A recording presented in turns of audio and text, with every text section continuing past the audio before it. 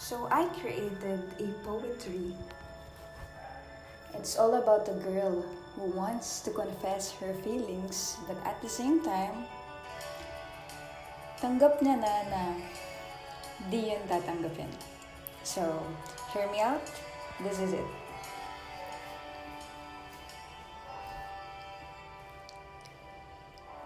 Lihim na di dapat aaminin. Mga mata mo'y nangungusap sa akin. Pwede bang ako'y iyong patahanin? Sigaw ng puso'y dinggin mo sana at yakapin. Tuwing makita ka't magkatinginan, talon ng puso'y di na mapigilan. Sa presensya mo nga'y namamangha, sa ating tinginan pa kaya? Isip ko'y paikot-ikot, kilay may pakunot-kunot, nadarama nga nakakatakot.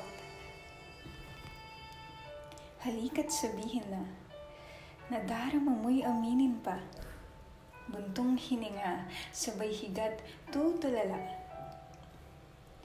Lalim ng isipay pabigla-bigla, sa iyong isip ako'y naroon kaya?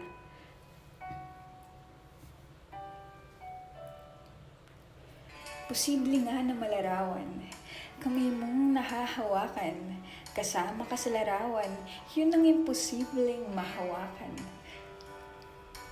Ako nga'y bigyan ng pagkakataon, ipamalas damdaming di makaahon. Sa iyong pugon, maaari bang maging lumang dahon? Sa iyo ay tatahan, ikaw ang tahanan, huwag mag-aalinlangan, ako'y paririyan, sabihin mo lamang.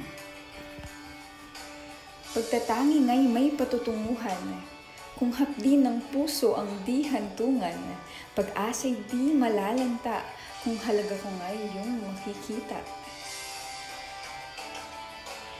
Nakahiganat nakatulala, iniisip kung saan nga ba ito nagmumula, pakiramdam na nakabibigla, o baka nga'y ito'y tadhana.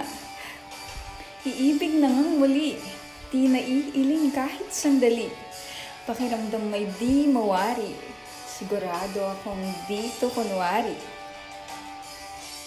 Pwede bang iyon namang subukan? Iparamdam tamis ng pagmamahalan. Hindi na ako mag-aalinlangan, dahil sa puso ko ikaw nga ang tahanan. Gusto, pag-ibig ko sana'y di mabigo, labis-labis ng pagkaturete sa'yo.